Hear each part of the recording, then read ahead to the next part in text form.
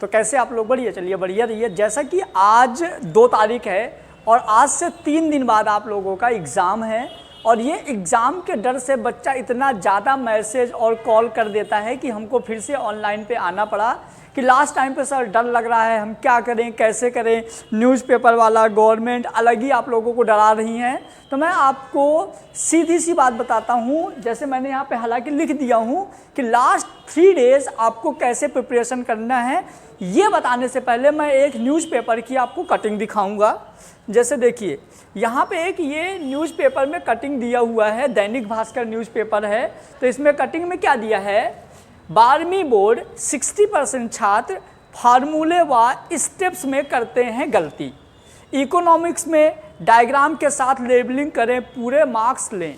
और ऐसे ना हर सब्जेक्ट का अलग अलग लिखा हुआ है कि आप कॉमर्स में कैसे करें, केमिस्ट्री में कैसे करें, अर्थशास्त्र में, बायोलॉजी में, फिजिक्स में, गणित में।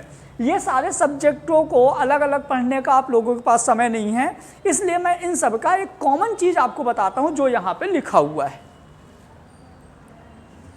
इन सब का एक कॉमन चीज़ क्या होगा, देखो।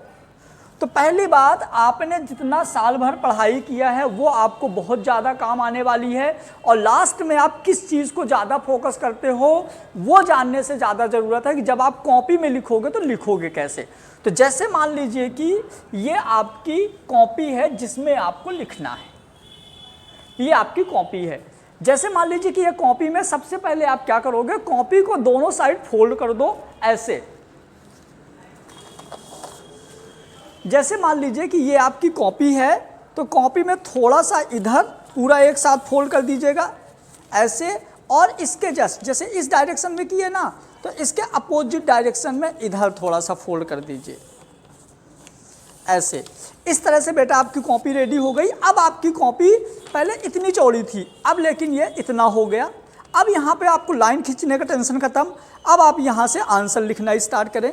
जैसे आपने फोल्ड कर दिया, फोल्ड करने के बाद दोनों साइड की आपकी कॉपी इतनी यूज हो गई फोल्ड में, ये और ये।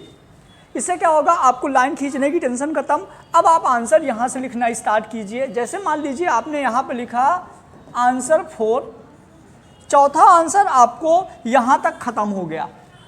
अब बहुत सारा बच्चा गलती क्या करता है, यहीं पे लिख देता है आंसर 5। नहीं, ये गलती आपको बिल्कुल नहीं करना। जो आंसर 5 है वो आपको नेक्स्ट पेज में जाना है। क्लियर? यदि आपका आंसर यहाँ भी ख़त्म होता है तो भी आप नेक्स्ट पेज में जाइए। और जैसे कभी कभी ऐसा लगता है कि यार हमारा जो आंसर है छोटा है, थोड़ा सा इसमें पूरे में नहीं आ पाएगा, तो आप ऊपर 2 लाइन छोड़ के आंसर स्टार्ट कर सकते हो। ये चीज़ें मेनली अपने को मेंशन करना है। क्लियर? उसके बाद यदि आप बायोलॉजी पढ़ते हो, यदि आप बायोलॉजी के स्टूडेंट हो, तो बायोलॉजी के स्टूडेंट के लिए ध्यान रखना, यदि क्वेश्चन 4 मार्क्स का है तो इसमें 2 मार्क्स डिवाइड होता है। आपको 2 मार्क्स मिलता है कहाँ, डायग्राम में, और आपको 2 मार्क्स कहाँ मिलता है, और आपको 2 मार्क्स मिलेगा थ्योरी में। क्लियर? तो ये चीज़ें आपको याद रखना है कि 2 मार्क्स थ्योरी, 2 मार्क्स डायग्राम। तो आप डायग्राम और थ्योरी दोनों लेके चलोगे 4 नंबर के क्वेश्चन में, और कोई ज़्यादा टफ पेपर नहीं आएगा। मैं फिर से बता देता हूँ, एमपी बोर्ड जो है वो एमपी बोर्ड ही है। वो न्यूज़पेपर में कहीं भी कुछ भी दे दे, पेपर आसान ही आएगा। तो टेंशन लेने की ज़रूरत नहीं है, डरने की ज़रूरत नहीं है। जितना आपको आता है आप अपने आप पे भरोसा रखो और अपने टीचर्स पे भरोसा रखो, आपका पेपर बहुत अच्छा जाएगा और जो आपको आता है वही आएगा। तो ज़्यादा टेंशन नहीं लेना। आप सबको एग्ज़ाम के लिए best of luck, best wishes. Thank you so much. यदि आपको और भी किसी तरह का डर लगता है तो आप कमेंट बॉक्स में कमेंट जरूर करिएगा। तो बच्चों, जाते जाते आप लोगों को एक चीज़ और बता दूंगा कि जैसे ही आप लोगों का पेपर ख़त्म होगा तो जो बायोलॉजी का बच्चा है वो नीट का फॉर्म डालेगा, और नीट के प्रिपरेशन के लिए हम लोग स्टार्ट कर रहे हैं क्रैश कोर्स, जो कि 1 मार्च से क्लास स्टार्ट होगी। तो आप लोग 1 मार्च से नीट क्रैश कोर्स ज्वाइन कर सकते हो। और मैथ वाला बच्चा यदि आईआईटी और जेई का क्रैश कोर्स ज्वाइन करता है तो उसकी भी क्लासेस 1 मार्च से स्टार्ट होगी।